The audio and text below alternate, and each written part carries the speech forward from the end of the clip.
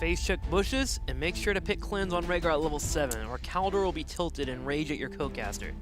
I didn't rage at you, but actually Kirsten also cleared that up, so it was indeed a misclick on the level 7.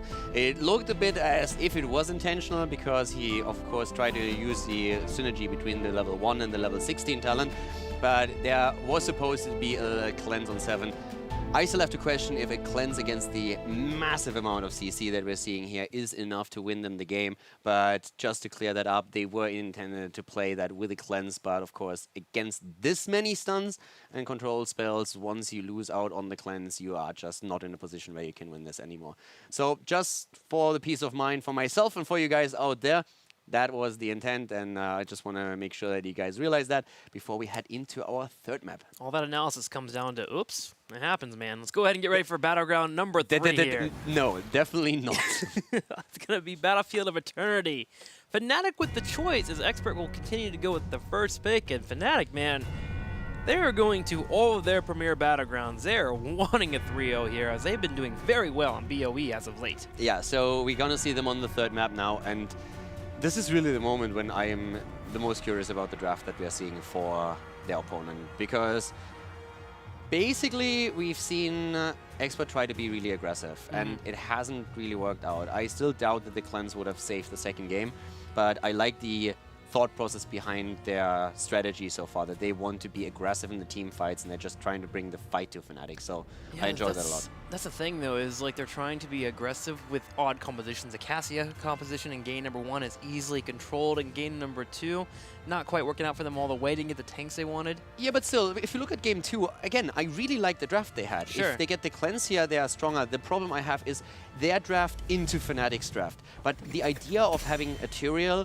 together with a Genji and an Illidan to really drive that momentum, having the Medivh to protect you as you're going in and setting up a fight with a Leyline Seal, I enjoy that a lot. I think if you go up against a team that has less CC, and you have your cleanse to mitigate some of the CC spells they have, you can do fantastic there. So I'm enjoying that a lot. So I don't think the comp is too weird, it's just into what Fnatic drafted, I feel it's bound to fail. But I like the style that they're trying to use here. I'm really a huge fan of big team fights, of teams that play aggressive, and Expert is currently trying to do exactly that, so that's pretty cool to see. Well, we'll see if any more aggression will come from Team Expert, as we are going to BOE, a bit more team fight centric for our teams, and being aggressive can sometimes not pay off if your opponents do defend themselves around the Immortal, and we're going to see the normal heroes picked up here, as Uther is grabbed for number 1 for Team Expert, and Fnatic gets Greymane and Genji. I'm also happy to shout out that, as to actually let everybody know that we have unraveled the mystery. Genji indeed is Italian. There is proof now on Twitter. I retweeted the tweet earlier, so if you want to see proof that Genji was adopted by a Japanese crime family, but he is Italian by heritage and has indeed a mustache. You can check that out over there. So we have him together with a Greymane, and Uther again with that flexibility. But I want to also point out the Tacita ban. A bit of a soft ban against a potential Tracer composition that we could see from Team Expert on this map, so I like that Fnatic reacts to this. You can't just snowball into the analysis. Yeah, I can. It's all like legit. Yes. You can't just do yes. that. And you have to now come back to my last point. You can't talk about Genji anymore. Very important moment. While we're on the HGC, we try our best to teach you about the video games, and you guys can listen to Hero League as much as you want. The internet is still a scary place. Don't listen to ramblers that might just give you incorrect information at all times and believe it. Be yourself. Go Google more information. Don't sit in the little box on the internet and learn more, because people like Kaldor will take that opportunity and lie to you and try to retweet things that are clearly photoshopped. Are you disputing my alternative facts? I will draw a painting later to show that he is actually in good American tradition. I'm presenting alternative facts and you're shutting them down. No, but I can only agree with what he just said. So guys, get out there, Google, and question what you read on the internet. That's a good advice to give. Life lessons. Life lessons learned on HGC. So with those life lessons, we're also going to start focus a bit more on what's happening in the draft. And right now, again, we have a big ban here against Oriel. So it's all about the double support trying to shut that down from Fnatic's point of view. First, and Team Expert is muscling their way through this. Yeah. Look at Sonya Murden here on the right side. Yeah, so there's two things here. First of all, the soft ban against Tracer, and then the Oriel ban, trying to deny the strong double support that could come out of an Uther and Oriel combo. But then, as you said, really beefy start. On the second and third pick, this high in priority, a Muradin and a Sonya, and then banning out the Stitchers as well. So really targeting tanks for now. Muradin is pretty strong and can also, of course, start with that initial stun. There's a lot of stuns available, especially... Have they played with Wrath of the Berserker? No, they've been playing Because Leap. Every time we've Leap, seen yeah, Sonya, the it's been entire Leap. time, right? Yeah. So we already have 3 stuns available after the first 3 picks. Uther, Sonya with a Leap, and Muradin with a stun as well. And Fnatic is looking... I would even think, could Fnatic theoretically pick up a mid-div? I guess not anymore. You have Greymane and Genji taken, so that's normally split between Quacknix and Shrimpy. But they will need someone who can just get the cleanse and make sure that once that CC chain is stacked against the target, that they can somehow save it. Zarya? I don't think he. But I'm questioning now which tank do you, or which support do you use in that sense? Are you going for Karazim? Yeah, okay, Karazim, I like that. And Ethereal on top of that too. Trying to be a bit more aggressive with it and also having the Sanct available to them. But there's a lot of CCs for Expert now. Yeah, the Sanct timing, while Sanct is a good saving grace here, it's still very difficult to just pull it off at will and make sure to land it at pivotal moments. If you are too early, you have the punish coming in from Sonya anyways, and if you're too late, your team is dead. So Tyrael will have to be played on point. Granted, it's going to be Breeze. Breeze is one of these heroes that's one of the best tanks in Europe for the moment, but still, if Team Expert wants to go for the hardcore stuns, they can still deliver here. That Tyrael, while scary and a good response, is not the end of the world yet. I would expect another frontliner on top of that. I mean, we still need a hero for Wooby. We have Dehaka still around, which is actually interesting since Dehaka... What about a Zeratul with VP? Could be. Then you just stop the... If you messed up the type of layover stuns that try to come in from there, that's where you can get your victories. They already played it once. Dehaka is usually pricked quite early here. Zarya taken from Expert, so having the additional shield now. Super heavy melee focus on their end. I wonder if they go into a Leoric actually against us. Just so that you have more value out of your Drain Hope and a Paralyzing Rage. But normally I would have said... Are you beefy enough, though, for Cassia and Zarya? That's a concern. Normally I would have said you go into Dehaka before that last double pick happened. Because Dehaka is usually so highly prioritized since you're trying to get to level 10 a bit faster than your opponent around the second Immortal phase. And that side soak is absolutely invaluable if you try to accomplish that. But beefiness is definitely a big issue. Leoric is great with the percentage damage if you have this many targets up at the front, and his Paralyzing Rage talent on level 13 gives you a lot of control with the slows. But let's see how Fnatic approaches this. They definitely need someone else at the front line. Someone on the front line. I'm trying to think of area abilities, area effect abilities that can help out with Cassia in terms of running her down. Okay, well, there's Arthas. He's beefy enough. What, can you kill Cassia, though, here? You have the Cursed Bullet. Will Genji be able to bring out enough with the Dragon Blade? With Zarya shields and Uther? Team Expert looks very durable. I didn't even have Athos on my radar here. Yeah, the question is... Greymane should get an insane amount of poke damage in here. Yeah, he'll get poke damage. Uther, over time, will get his mana depleted here. I think I like this draft the best, though, for Expert, for them to have a chance to get a win here. I actually like the idea of them grouping consistently here, having Zarya shield set up and Cassie just poking away. Yeah, I actually think that, I mean, this is really rough to kill. Yeah. I like what Expert is doing here. This is definitely a draft where for Fnatic it could get rough. Yeah, there's a lot of armor on the opposing side. Yeah. So Cursed Bullet will come out, but Murder can jump out, come back in with this trait procking up here. They can just completely dance around the Immortals consistently, keep that Immortal near them, land a Stormbolt, maybe a stun for the Immortal comes out, and they can start to take the team fight and keep moving forward. This is a scary draft for Expert, man, and Zarya being brought back in, and this is a great point for Horde to actually be here. It's also a very fun draft. It's a very fun draft, so yeah. that's definitely breaking the norm that we oftentimes have here. So yeah, I'm ready. Let's get in. You can't yet. We have to wait for our players to be ready before we can go. I don't care. have to Yeah, get the we call can. from. They're in the game. I got the call. Let's go. They're CC ready. got the call, so we are ready to go, guys. We're jumping into game number 3. Great draft here for Team Expert. Can Fnatic beat it? That's the question. That is the question. On the left side, in the blue, Fnatic here with a 2-0 already. They've already earned a couple of wins. Nick will be playing Cassia for the opposing team, but Breeze will be playing Tyrael, Quacknix on Greymane, Shrimpy on Genji, Smexy on Karazim, and Wubby will be playing Arthas.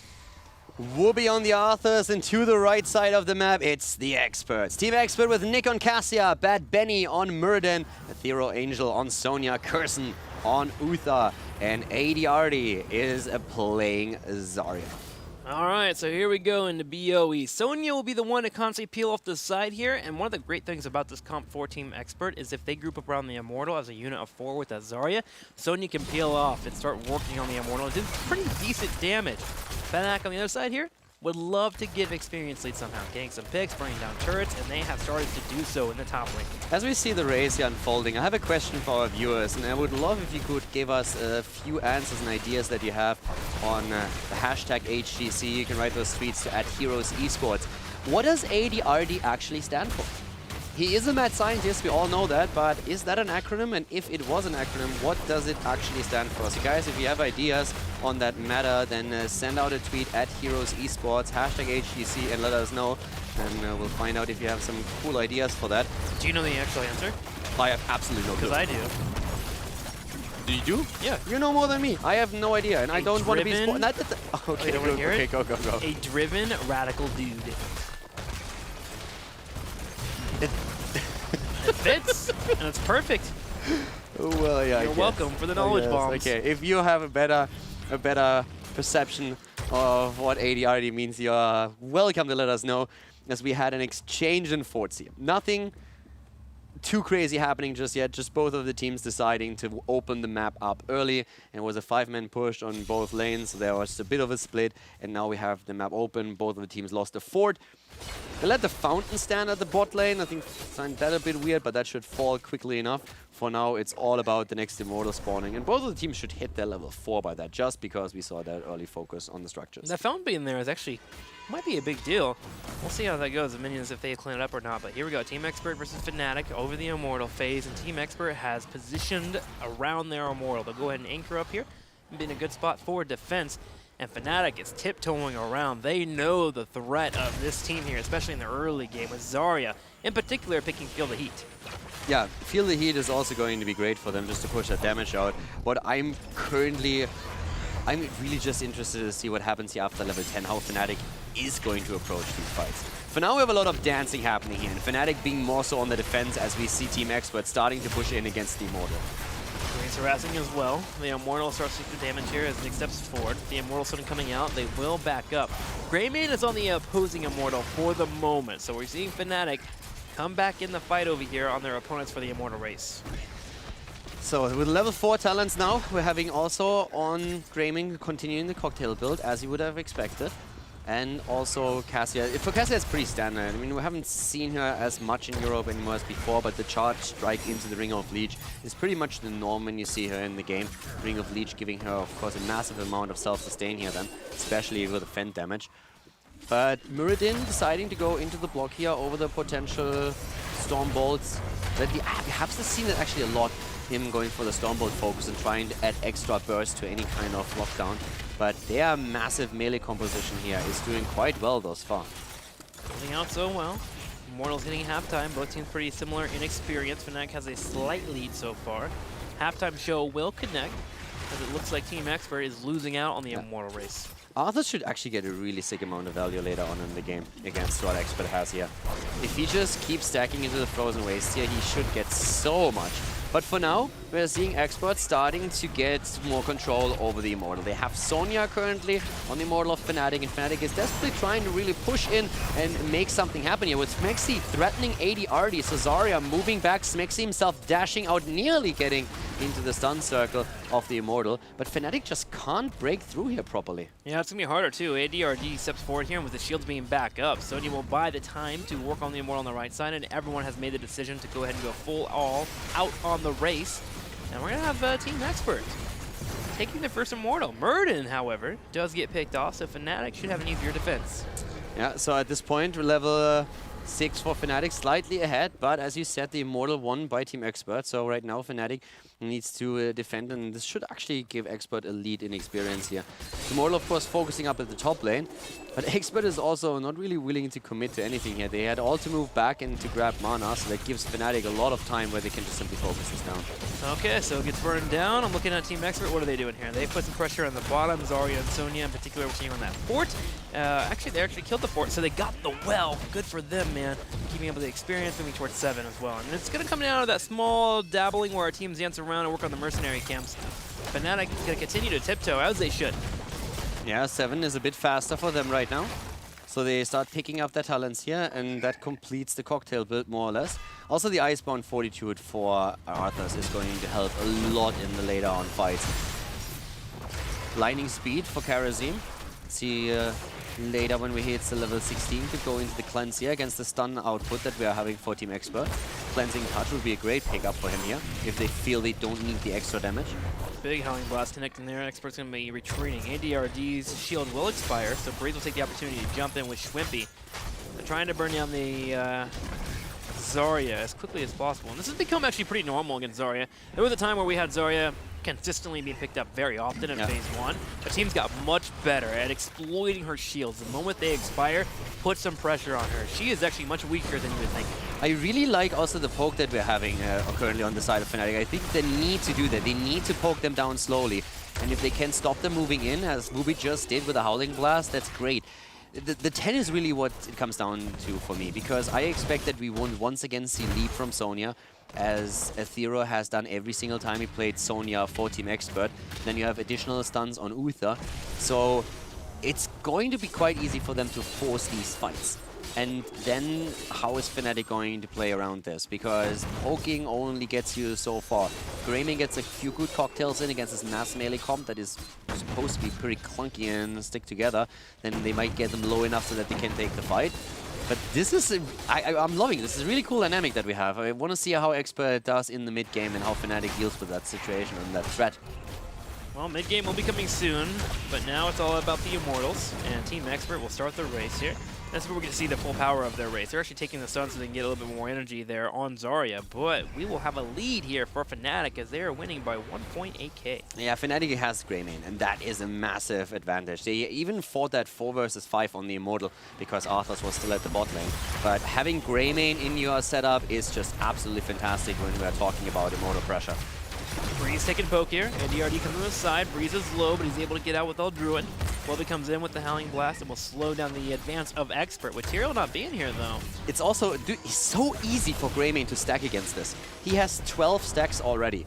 So he's nearly completed on his Flask talent on level 7. Super easy for him to make that work, and by now we have him on 13, just getting another one. With everyone clumped up from Expert because they need that approach and that heavy engage, he can easily get that done. So we're going to see that soon.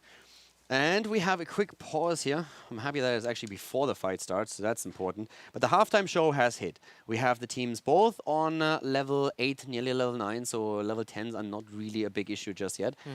But yeah, it's I really want to see these level 10 fights. I want to see how exactly Expert plays that, and there's going to be so much lockdown on their end.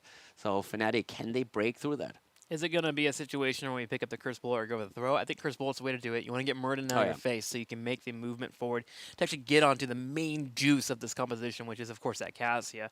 And I think I agree with you. Later game, 13-16, when we have the Wubby go online with the Arthas, having your Remorseless Winter and such, he'll get a ton of value in, but can they get to 16 well? That's the point. I think 16 would be great for them because Arthas is going to become so much more impactful against this. But also, if there's going to be the leap, as we expected, and we see a problem with a lot of stuns, then of course Karazim is going to try and go for the Cleansing Touch on 16 instead of focusing on damage instead. And once that happens, I think they are in a much better spot to really play around the opponent.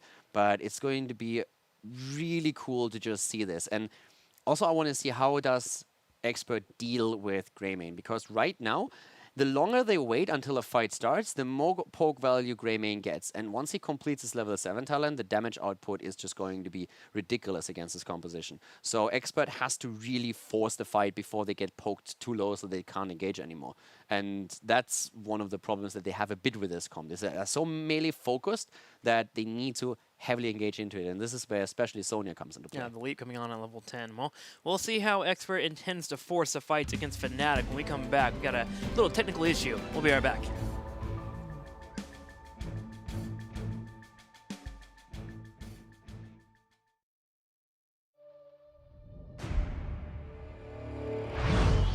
This war eternal. We evolve. We conquer.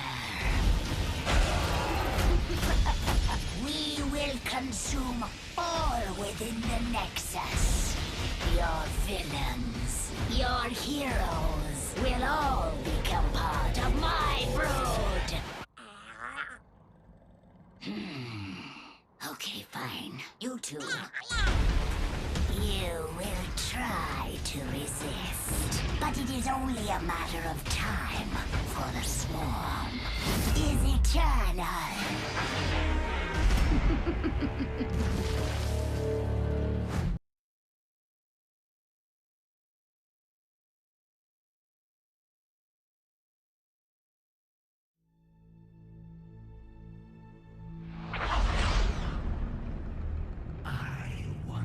Ruled Ashur-Nerub. Then came a war I could not win. I was forced into servitude. But here, in this strange place, no one commands my power!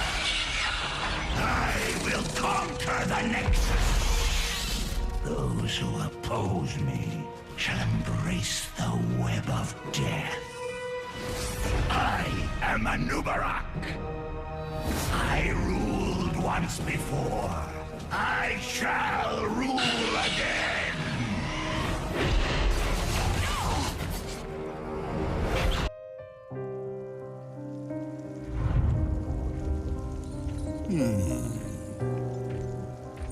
Stitches what shame. Stitches what playtime. Stitches play too rough. No one play with Stitches. But Stitches found Nexus. In Nexus, everyone have to play with Stitches. So much playtime makes Stitches hungry. And we're back, and apparently our players are ready to go as well, so let's go ahead and jump straight back into the match here as Fnatic is taking on Expert. They have a 2-0 lead, and we're right before the Heroics come on at level 10. Just a little bit more and we will see that potential lead. Right now, the Experts are moving forward, trying to push Fnatic away and go for that Immortal. But Fnatic still fighting here, poking away. One more stack and we're going to see the level 7 talent quest completed for Greymane himself. That's going to be a super important one for him, of course. But there's still soaking happening on the side lanes in an attempt to reach the level 10 faster than the opponent. Yeah, each team keeps peeling off one member. Arthur's coming to the top to grab the experience, but Sony entering back on the bottom left has got Team Expert closer to 9.5 as well. But with the Immortal sitting here, Fnac's in a spot where they have to force the issue or just give up the Immortal, and they're going to go in with Breeze dropping the Eldruid. Bad Benny, super low. Schwimpy wants him and he gets him, takes him down. And ADRD is also in trouble, slowed down by Arthurs. The second kill comes in as Zarya falls, and Fnatic is not done yet. They're looking for another kill. 7-sided strike comes out as Fnatic hits 10 right away. A thorough, just hoping to get his life here as he's trying to escape to the other side, but Schwimpy shows up with the dash as well as a couple of shurikens and will get the kill. Now it's all about the Immortal. It's a quad kill, and Fnatic is holding back the ult on Arthurs. Now, you could potentially go into Syndragosa here if you're really trying to snowball with one of the Punishers or one of the Immortals here. That has backfired for Dignitas on Brax's holdout, but maybe Fnatic thinks they have a shot here at snowballing this game even a bit harder.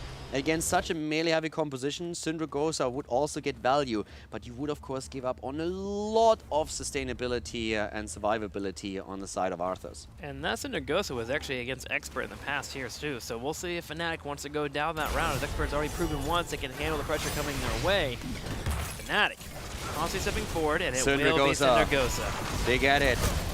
So there's Muradin already down, Kyonmaru, and we have AD already locked down here, completely isolated. They should be able to get the kill there as Dragon Blade gets used once again. Shrimpy with the kill, and that's going to be not only a fort, but potentially also the wall at the keep.